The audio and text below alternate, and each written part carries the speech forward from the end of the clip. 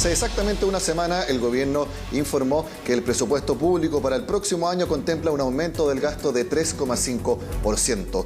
Vamos a desglosar la cifra en la conversación en Agenda Económica con el ministro de Hacienda, Mario Marcel. Ministro, gracias por recibirnos en Teatino 120. Muy bien, gracias por hacer el esfuerzo de venir hasta acá. Por supuesto, ministro.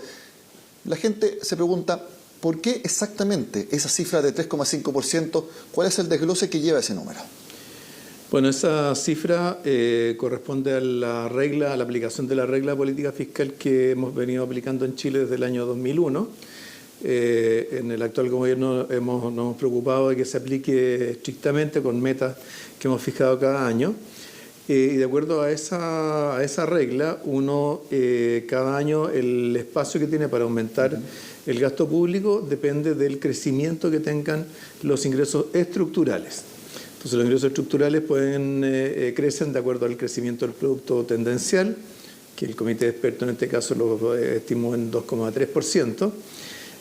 Crecen de acuerdo a la evolución del precio del cobre de largo plazo, también fijado por un comité de expertos, que en este caso lo aumentó de 3,74 centavos a 3,86 centavos. Y además en el ámbito de la minería tenemos algunas otras novedades que aumentan los ingresos estructurales, como por ejemplo que para el próximo año se proyecta un aumento de la producción de minera, fundamentalmente por la entrada de operación de nuevos proyectos privados. La aplicación del royalty minero no se va a aplicar 100%, pero una parte importante ya va a comenzar a recaudarse, y además, por supuesto, están los ingresos del litio. Entonces, eso permite esta expansión de 3,5%, mientras al mismo tiempo se reduce el déficit estructural desde 2,5% hasta 1,9% del producto. ¿Y este 3,5% es un piso para llevar a la discusión parlamentaria? Porque usted sabe que siempre los parlamentarios piden que se suba el gasto, entonces es un mínimo. Y quiero preguntarle, ¿hay un techo de aumento de gasto para la negociación? Bueno, hay algunos parlamentarios que quisieran subirlo, otros que quisieran bajarlo, pero en general, en realidad, en la discusión presupuestaria de todos los últimos años no ha habido un cambio del nivel de gasto.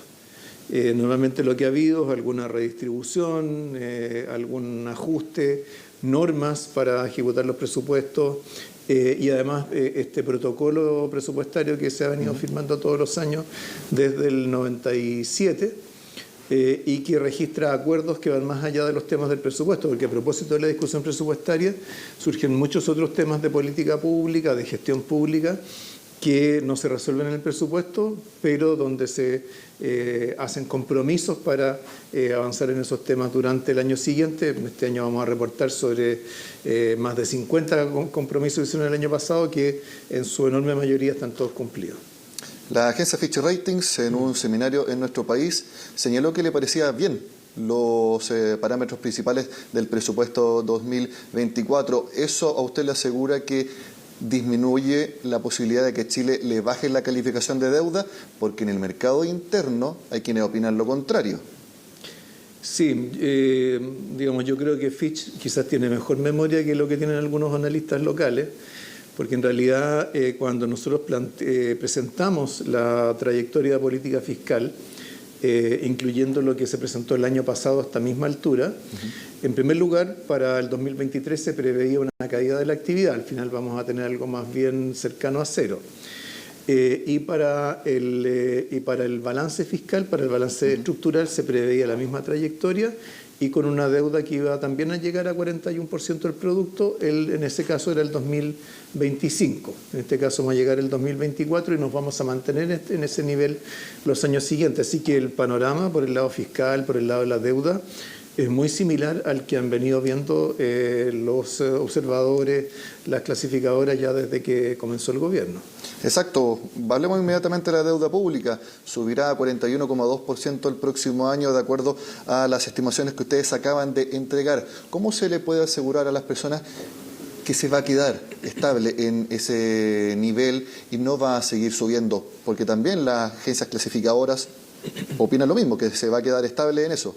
Pero ¿cómo se le puede asegurar a las personas que nos están viendo?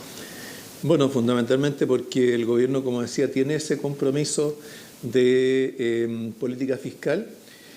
Vamos a agregar un elemento de seguridad, por así decirlo, en los próximos días porque vamos a actualizar el decreto de política fiscal para incluir metas año a año. En el decreto que se sacó en mayo del 2022 solo se fijaba el balance estructural al final del periodo, aun cuando públicamente nosotros dimos a conocer una trayectoria.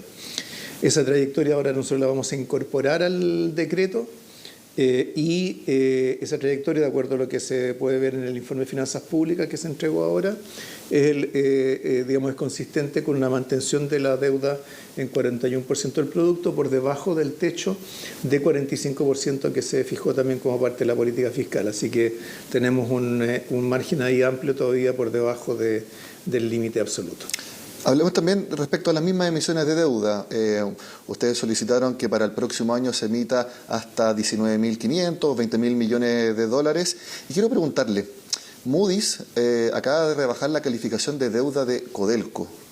¿Puede afectar esa decisión a las emisiones que haga el fisco el próximo año? Porque empresa estatal, a ojos del mercado internacional, es lo mismo que el Estado de Chile. Bueno, en general cuando se analiza la situación financiera de los estados se mira las finanzas del gobierno central, salvo que haya situaciones en las cuales sea evidente que el gobierno se está endeudando para hacer las cosas propias de la acción del Estado a través de las empresas públicas. Este no es el caso, ¿cierto? Codelco sigue produciendo cobre, ¿cierto? Sigue dedicado a la minería y por lo tanto no tenemos ese tipo de situaciones. Ahora, en lo que se refiere a la autorización de endeudamiento, esa es una autorización de emisión de deuda durante el año. Y esa deuda, no toda, es aumento de la deuda neta. ¿Por qué? Porque una parte de esa deuda que se emite va a refinanciar la deuda que vence en el curso del año. ¿Pero no cree que por esta decisión de rebajarle la deuda a Codelco se paguen más intereses o la tasa de interés con que se emita esa deuda sea mayor precisamente por este downgrade a Codelco? ¿No puede haber ahí un traspaso? O sea, bueno, por alguna razón, por buenas razones se clasifica de manera distinta al gobierno y a las empresas, o a los emisores de bonos, también, ¿cierto? Hay calificación de riesgo de emisores privados, etcétera. Por supuesto, en el caso de Codelco, la reducción de la calificación de riesgo le puede significar algún costo adicional, algún costo financiero adicional. Ellos ya tuvieron una modificación, una acción de una clasificadora a comienzos del año, en este caso es la segunda, pero eso pasa para Codelco, pero no para el gobierno, porque en el caso de Codelco lo que se analiza es la situación de una compañía. Entonces se analiza la situación de su capacidad productiva, de la estructura de su balance, de los activos y de los pasivos que tiene. En el caso en general de los gobiernos se mira más bien los flujos y el endeudamiento neto. Ministro, respecto al 3,5% de aumento, cuando la primera vez que lo mencionó el presidente de la República señaló que este presupuesto iba a apuntalar el crecimiento.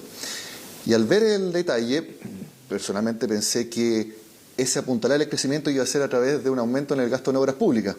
Sin embargo, el presupuesto se mantiene igual que el erario de este año. No hay crecimiento ni baja, se mantiene inmediatamente exactamente igual. Y quiero preguntarle, si no es en obras públicas, ¿dónde está el factor del presupuesto público que va a apuntalar el crecimiento?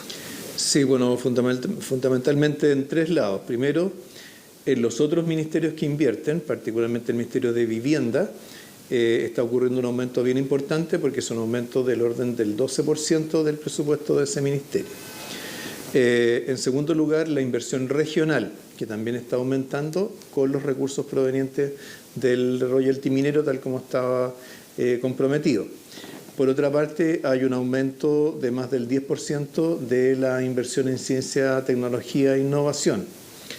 Y por último, hay un tema que nos ha afectado mucho durante este año, que es el tema de las emergencias por fenómenos climáticos, ¿cierto? Los incendios, las inundaciones. Por supuesto, uno desearía que no ocurriera el próximo año, pero tenemos que estar mejor preparados que lo que estuvimos este año. Y para eso, entonces, la ley de presupuesto aumenta los recursos para la preparación frente a incendios forestales, incluye también cambios en su normativa para agilizar el traspaso de recursos cuando estos desastres naturales ocurren. Entonces, es un presupuesto que en ese sentido va a ofrecer una mejor protección frente a ese tipo de situaciones que afectan a la economía y afectan al crecimiento. Pero de lo que mencionó principalmente, lo más intensivo sería entonces la construcción de viviendas. Por supuesto, porque sabemos que es un área en la cual, en primer lugar, tenemos un déficit que se ha ido acumulando a través de los años que es muy importante, y en segundo lugar es una actividad que es más intensiva en empleo, más intensiva que las obras públicas. ¿Cuáles van a ser las características también de este proyecto para impulsar la construcción de viviendas que anunciaron? Bueno, en paralelo con el presupuesto, vamos a presentar una propuesta de estímulos tributarios a la compra de viviendas que están terminadas, viviendas nuevas terminadas. Actualmente en el mercado existe un stock de algo más de 50.000 viviendas sin vender, y la existencia de ese stock, que es un stock importante,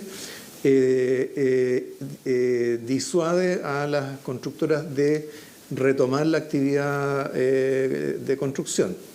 Entonces, igual como ocurrió a finales de los 90, vamos a tener estímulos para la compra de esas viviendas, de tal manera de destrabar un poco la industria de la construcción, que ha estado muy rezagada en la recuperación en el último tiempo y muy golpeada en los últimos años. ¿Estímulos tributarios para las constructoras o para las personas? Para las personas, fundamentalmente.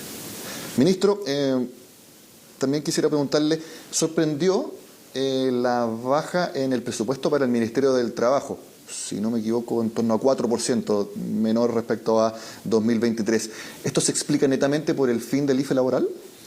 No, el principal factor que lo explica es el término del ingreso mínimo garantizado, que de acuerdo a la ley se tocaba que concluyera hace un tiempo atrás, se extendió hasta mediados del 2024. Entonces tiene en el fondo el financiamiento para el medio año en que va a estar en vigencia.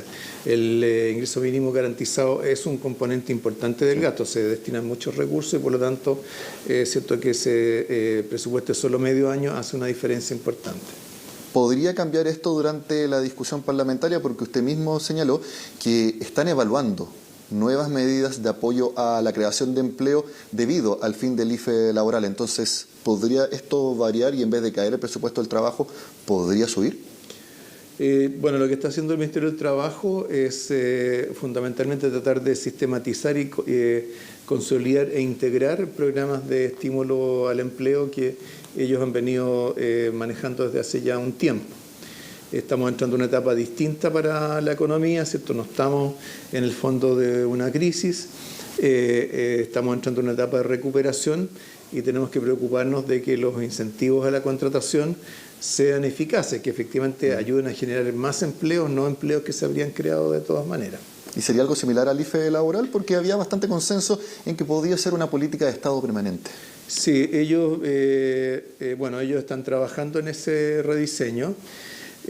No estoy seguro que el Estado tendría que tener una política permanente de generación de empleo. Imaginémonos que estamos en una situación de sobrecalentamiento de la economía. Obviamente no es la situación actual, pero si la economía está en una situación de sobrecalentamiento no tendría mucho sentido tener programas de estímulo al empleo. Entonces, yo creo que esos programas son de las cosas más difíciles de diseñar en política pública, porque la adicionalidad no es fácil de asegurar. O sea, cómo uno se asegura que cuando se contrató a una persona se trata de alguien que de otra manera no se le habría contratado. No tenemos el contrafactual, entonces ese tipo de políticas requiere bastante cuidado en su diseño y por lo tanto irse ajustando a los cambios en las condiciones en las que se aplican. Bueno, precisamente sobre el momento económico de nuestro país vamos a hablar al regreso de esta pausa con el ministro de Hacienda, Mario Marcel.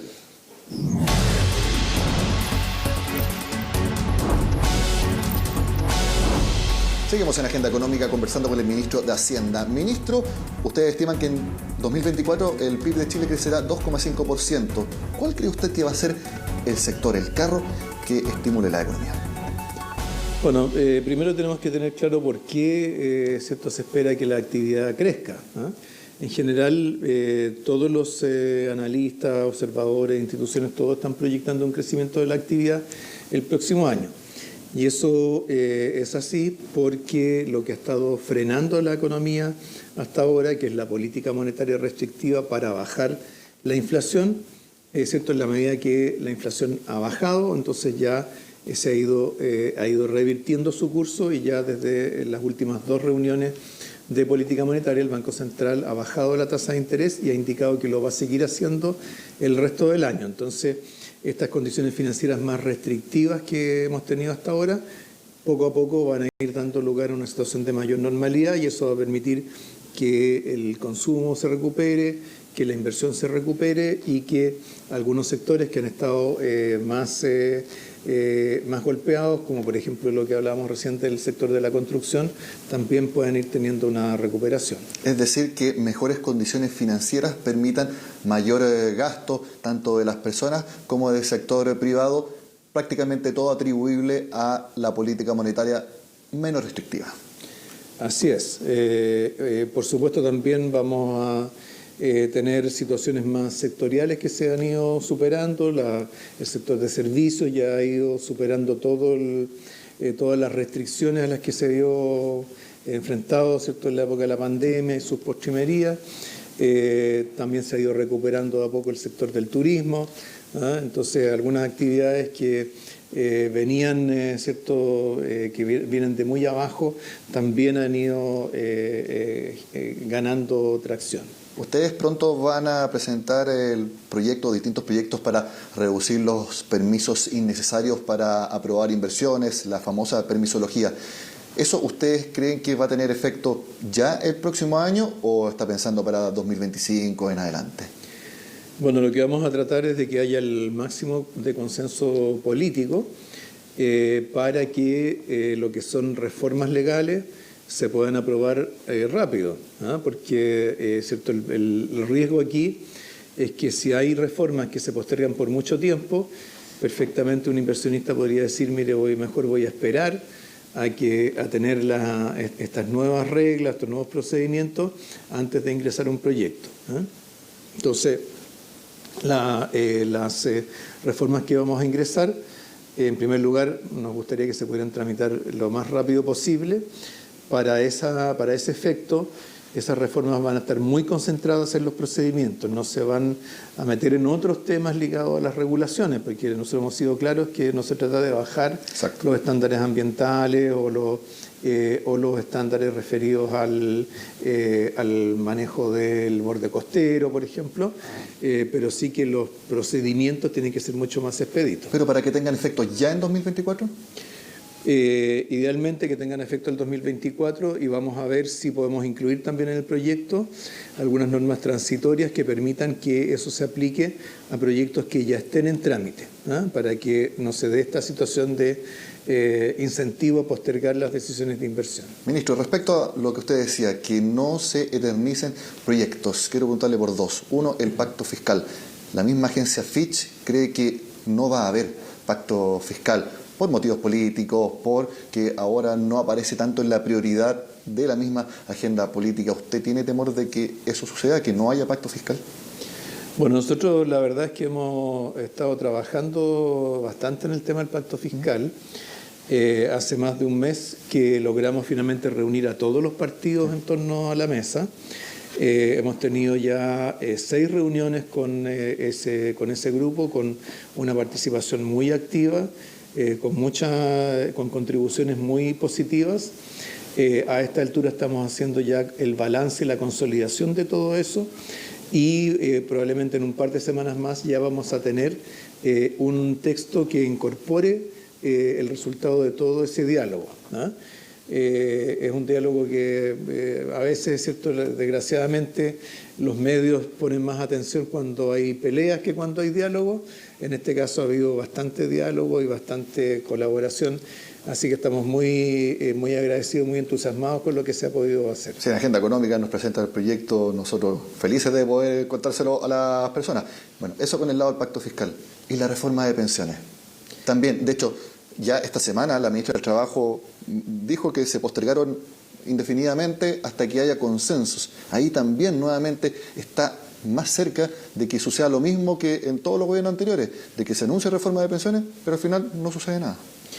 Sí, yo no estuve tan cerca de las reformas de pensiones o los proyectos de reforma anteriores, pero creo que lo que se ha avanzado de diálogos por distintas vías, creo que hay algunos temas en los cuales uno ya puede ir viendo algunas vías para lograr acuerdos más amplios. ¿Dónde lo ve usted? Preferiría no adelantarlos porque, cierto, en estas conversaciones son muy delicadas y a veces hay mucha sensibilidad, así que es preferible que lo veamos ya cuando tengamos un conjunto ya más consolidado. ¿Cuándo cree que esto podría suceder? Creo que dentro de los próximos 30 días, 45 días por ahí, yo creo que vamos a tener algunas novedades importantes. Ministro, hablemos de dólar. ¿Ya? En torno a casi 920 pesos. Usted sabe perfectamente la influencia y el impacto que tiene un tipo de cambio de esa manera, con un peso tan depreciado respecto a la divisa. ¿Usted le preocupa que siga subiendo el dólar? ¿Lo ve llegando a 930 como señalan en el mercado? Bueno, lo que yo veo es que el mercado ha ido incorporando todas las señales que en este caso básicamente provienen de la dirección de la política monetaria en Estados Unidos y en Chile. Sí. Entonces, en el caso de Estados Unidos, ¿cierto?, ha habido una serie de señales que indican que va a continuar una política restrictiva, incluso probablemente con un alza adicional de la tasa de interés, y que se va a mantener durante algún tiempo hasta asegurarse de que la inflación baja de manera sostenible.